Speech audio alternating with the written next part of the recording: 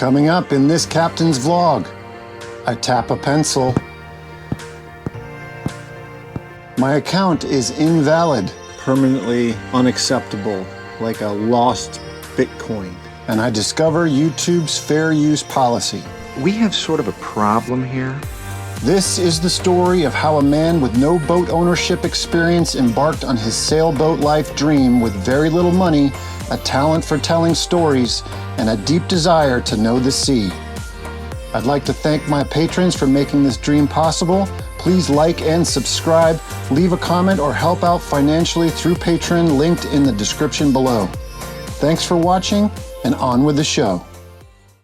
Welcome back to my Captain Vlog series. It has been another week. Not a whole lot has happened. Currently right now I'm just hunkered down. It's nice and warm in here. It is cold and rainy and horrible out in Bodega Bay today. I'll try to show you without getting the camera all wet.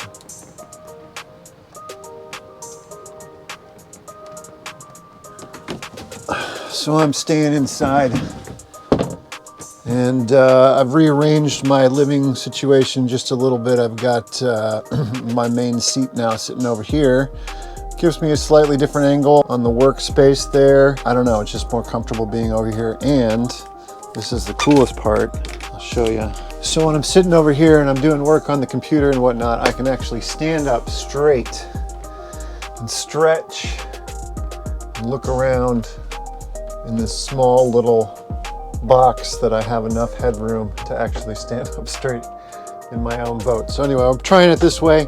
I can very easily turn it the other way again and gonna go back and forth, but yeah, that's why I'm doing that. This past week has been pretty slow. No real major boat projects. I've just been spending time working on the computer and trying to find work and to finish up some editing work that I had. I was told I could stay. Excuse me. I believe you have my stapler. A couple notable things that happened this past week was that I ordered a little dongle. Where did it go?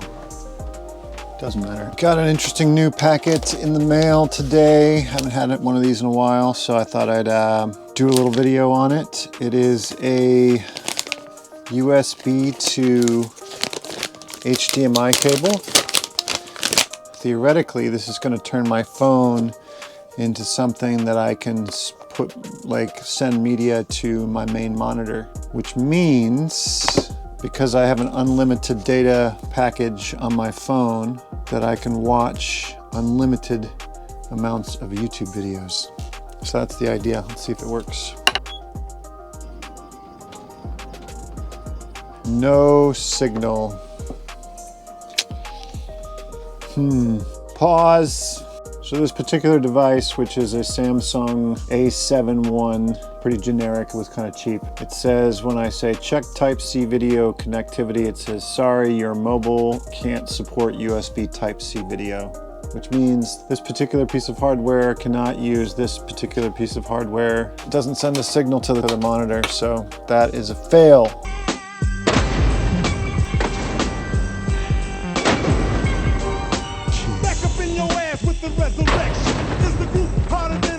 I also had a frustrating experience with a company called Bill.com. Today, I am trying to sort out my Bill.com account because I have an opportunity to do some work for a client here in Sonoma County, but they will only pay me through Bill.com. So I have to get that going. Oh, I just got a little text message here saying that my account has been canceled. This is good news. I'll explain in a second. Okay, so here's the situation. I had an account with Bill.com a long time ago. I didn't really use it. I signed up for something and wrote down the password somewhere and then promptly forgot it as usual. And then I got busy with a million other things and stopped using Bill.com, and then tried to use it again, tried to see if my account was still valid, and wasn't able to remember the password. And so I clicked forgot password. And then I was prompted to, or it said it'll give me a two-way verification code to my phone. My phone that they have on record is a phone from like 5 years ago, so I no longer have access to that phone number. So any little text message that they sent to that phone number, I wasn't gonna get. So basically that shut the door for me. I couldn't go any further because I couldn't reset my password because I didn't have the right phone number. And I couldn't reset my phone number because I didn't have my password. I don't know, it's been hours. I've been on this little chat window with the folks at Bill.com, and I think we've made some progress. Told me to talk to Mr. Lumberg, and I still haven't received my paycheck, and he took my stapler. Why don't you go back down and sit at your desk? Mr. Lumberg should be here any Talk to minute. Mr. Lumberg. Just go sit at your desk, okay? Okay, but I'm going to just... I'm telling you right now, my desk is located in the basement. I don't know if you can tell by my sunny disposition, but I haven't gotten anywhere with the Bill.com folks. This is extremely frustrating. So last thing I heard from them was that they had deleted the old account and that I could sign up from scratch, start over, clean slate, fill in all my new information, new phone number, whatnot, and that's fine. Probably would take a little while, but never mind. So I tried to do that. They sent a little link. I got an email back from Bill.com that says, we've added FRBU, some silly code, to your account. Sign in to Bill to view details for this new company, which sounds a bit weird. So I click on that button, it says view details, and then it just brings me back to the original login screen where I have to enter a password that I don't have. And then I click on the forgot the password button and it sends me to a phone verification page, which I don't have access to the phone number for, and therefore I am back to where I started 3 hours ago. This is hugely frustrating. Bill.com. I guess it makes it easier for clients to pay their freelancers, but it, doesn't seem a whole lot easier than cash. And this is where I've been for the last 4 months. Like, not specifically with this Bill.com fiasco, but just in general. Looking for work, filling out applications on Indeed, talking to machines, having conversations with machines. Looking for work, and all I've been talking to are robots. Super exciting stuff, but this is the reality of my life at the moment. This is the authentic Edward Seaton dealing with this shite. Thank you for your patience. I am still checking on this for you and will be with you shortly. Thank you for your patience. I will contact our internal support team regarding this. One moment, please. Spelled wrong. That actually makes me believe that I'm speaking to a human. They spelled please wrong. I guess that's another good indicator of the fact that I might actually be talking to a human being at this point, is that they're taking for frickin' ever to get back to me. Robots don't take forever. Robots are instantaneous. They come back with the wrong answer almost instantaneously. The fact that this person, let me know if you're still there. Yep.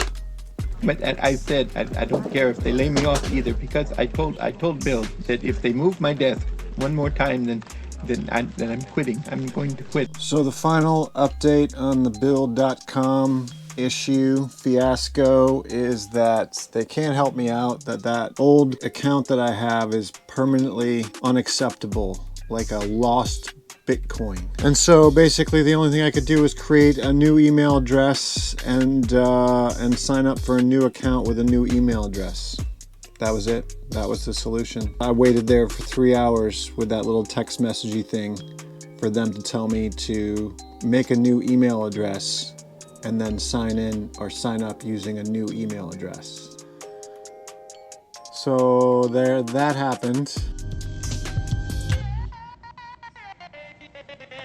Well, that was easy.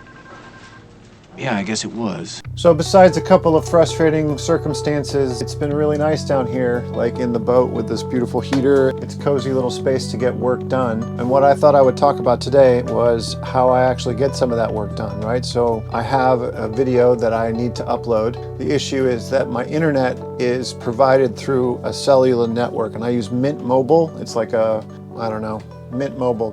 Google it. It's pretty cheap, and it's the cheapest that I found. Basically, I pay essentially $20 a month for an unlimited amount of data, which is all I really needed. I don't use the phone that much. And with that data, I basically link it up to my computer and I can get on the internet, and that's why I have it. So $20 a month is the cheapest I've found. I got it on a special deal and I locked it in, so I don't know if they have that same deal right now, but like, it's worth a look. $20 a month, you get unlimited internet, but here's the big but. If you're tethering a laptop, for example, it counts those gigabytes separately, and it limits those to 5 gigabytes a month unless you want to pay more. But I try to limit the amount of data that I use when I'm in tether mode. I have a process in which I do this, and I do this for all my clients, not just for uploading YouTube videos. If I'm about to use a bunch of bandwidth, what I'll do is I'll download the actual finished video from my editing software down to the phone, and then from the phone I'll upload it to YouTube, because then it doesn't count as my tethered minutes, and that's what I'm going to do right now.